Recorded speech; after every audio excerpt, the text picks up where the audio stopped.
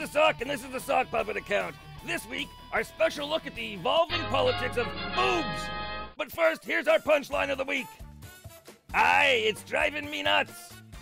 I'll give you that setup later on, and we'll get to our special report on boobs momentarily after some news updates, and up first, my favorite video of the week.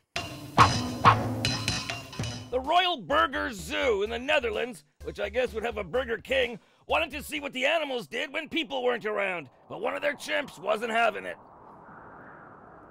Whack! I hope his name isn't Caesar.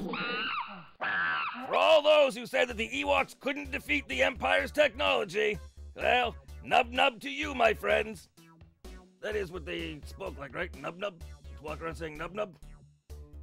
Whatever. The race for the White House heated up as Hillary Clinton and Marco Rubio entered the fray. Most of the activity has been focused on Clinton, with the expected attacks coming from the expected quarters.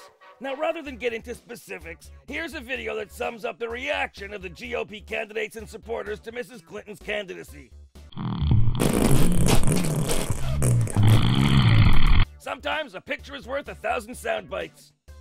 Now, much has been made of Clinton's first campaign stop being at a Chipotle's restaurant. Some have suggested that the move was an attempt to connect with the Hispanic vote. Well, I expect them to make a stop at a Hardee's to connect with the I'm starving and there's nothing else for Miles vote. Come on, let's face it. Latinos don't eat at Chipotle's. Chipotle's is Mexican food for white people. For reference, see Chinese food / Panda Express. Now, not to be outdone by Mrs. Clinton, Republican contender Ted Cruz has announced a road tour of fast food restaurants where he'll be flushing out undocumented workers. Personally, I'd like someone to stop by Denny's and punch Marilyn Manson in the face. Again. He hasn't officially entered the race for the Republican nomination, but already Bobby Jindal has received an endorsement from noted political heavyweight Willie from Duck Dynasty. Which is impressive, but the GOP are all anxiously waiting to see who gets the support of the American pickers. Originally, candidates were hoping to get reality star Bruce Jenner on their side, but have abandoned that out of fear that he'd switch. In other Washington news, fears for security were heightened when a man landed a gyrocopter on the lawn of the White House and he wasn't Inspector Gadget.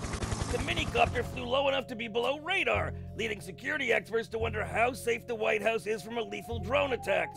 They overlooked the fact that there has been a lethal drone in the White House for the past 6 years. But the Defense Department and Homeland Security have deployed a new weapon to safeguard against low-flying attacks. You've no doubt heard the story of the 73-year-old volunteer cop in Tulsa, Oklahoma, who accidentally killed a suspect with his gun, which he thought was a taser. The discussion now centers on whether the man, Robert Bates, will be convicted of the charge of manslaughter.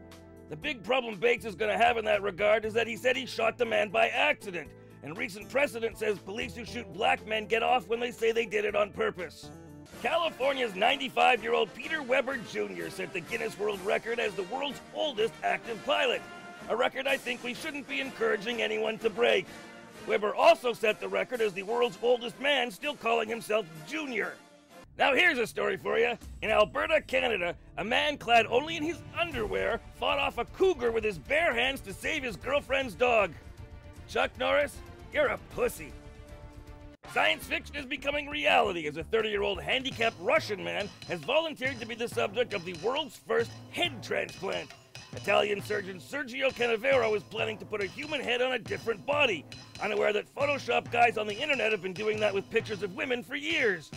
You may have seen this on the internet, a masturbation notice posted in the men's washrooms in the Library of England's University of St. Andrews. The note reads, "Masturbation in the library toilet is a violation of University of St. Andrews library regulations. The recently refurbished toilet floors are not designed to handle your semen. The excessive amounts of semen stains on the floor cost thousands of pounds to be removed professionally and must be reflected in the tuition rises for next year. Please go home and masturbate if you are bored. Please inquire at the library help desk if you have any questions." My first question would be, what are you feeding these kids that their semen is like the blood of a xenomorph? But to the bigger question, is this real? The answer is a disappointed no.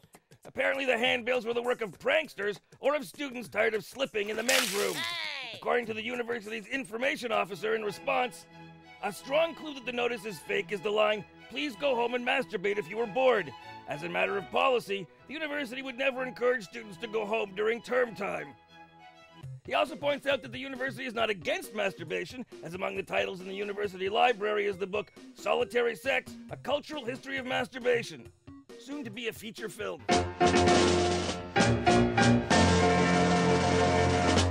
Here's a look at some new movies heading your way. You're in danger, ma'am. Hot Pursuit, starring Reese Witherspoon and Sofia Vergara.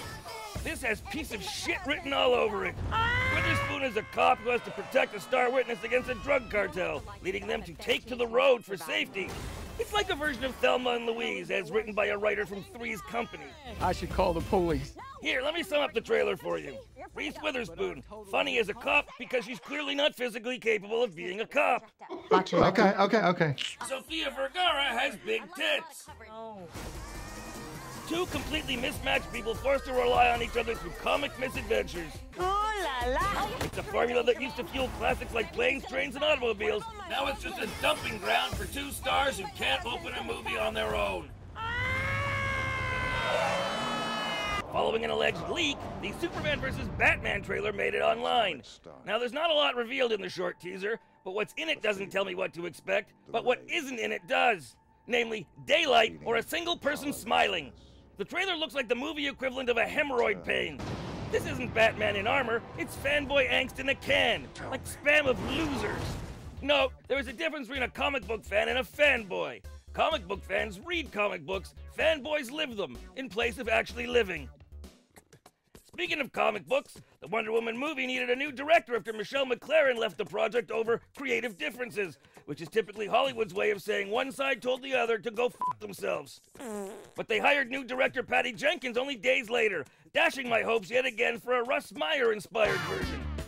There's no word yet on how much classic comic book lore will be in the movie, but if Wonder Woman has her invisible plane, CNN will spend a week on air trying to find it.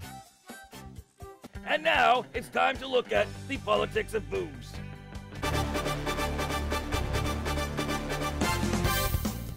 You may be familiar with the Free the Nipple movement, where women post pictures or appear in public topless or in tops that are varying degrees of see-through. It's a statement against the reality that men can walk around topless without any big blowback, but women can't. In some places, it's legal for women to be topless, but still, doing so makes her kind of like a turd in the punch bowl. And there are social networks where women can't show nipples, but there's no such rule against men. So Lord knows, there really ought to be. Iceland recently had protests, both online and on the street, where women bared their breasts while going about their business. And business was good. Lots of women showed their support, and, not surprisingly, so did men. Yeah. More and more jurisdictions are allowing women to be topless, which is wonderful for women, but it creates a whole other set of problems. Namely, men are going to look at naked breasts, and women are going to scream that they're being optically assaulted. What we need in addressing female public toplessness is sort of like a prenup. Call it a pre-nip. Some kind of truce that balances a woman's right to go topless in public with the reality that men are going to look. Not leer, not ogle, but glance. It's not that we want to, we have to. Let me explain this scientifically.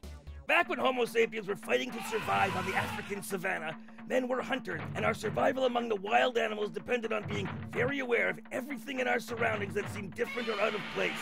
Every little movement out of the corner of our eyes, every jiggle of a bush or movement of the grass could be a ferocious lion or tiger. These senses determined whether we'd eat or be eaten. Without this keen awareness of our surroundings, human beings would not have lived to evolve. Same instincts are still there today. When men see something that is out of the ordinary or see some movement out of the corner of our eye, we have to look. A topless woman triggers both. It's not that we want to look, it's that we're compelled to. It's science. But there's a difference between a look and a leer. So we're gonna have to come up with some rules. Sort of like the 5-second rule with dropped food. We'll call it the 3-second rule. So if a woman has her top off, men can glance, not stare, for 3 seconds. Anything longer is a stare, which can be met with a stern look. Anything that goes beyond the stern look is leering, and it's weapons-free, ladies. Next week, female breasts in comic books and video games. The Tempest in a D-cup. Remember the punchline of the week off the top? Aye, it's driving me nuts. Well, here's the setup. A pirate walks into a bar with a steering wheel sticking out of his pants. The bartender says, "Hey, you've got a steering wheel sticking out of your pants." And the pirate says, "Aye, it's driving me nuts." That's a stupid joke. First of all, why is a pirate walking into a bar? Modern-day pirates are Somali, not Captain Jack Sparrow. And secondly, why would he be having a steering wheel sticking out of his pants? Wouldn't it be one of those wheels they have from the top of a ship or something like that? This joke makes absolutely no sense. Stupid! Stupid! And that's the Sock Puppet account for this week. I'm Ed the Sock. Don't forget to subscribe. That's right, so I don't have to keep reminding you on Twitter and social media. Subscribe. We're live every Tuesday, so click that little thing down there. The thing that says subscribe before you go off surfing porn. I'm Ed the Sock and I'm nobody's puppet. Don't you be either. Aloha.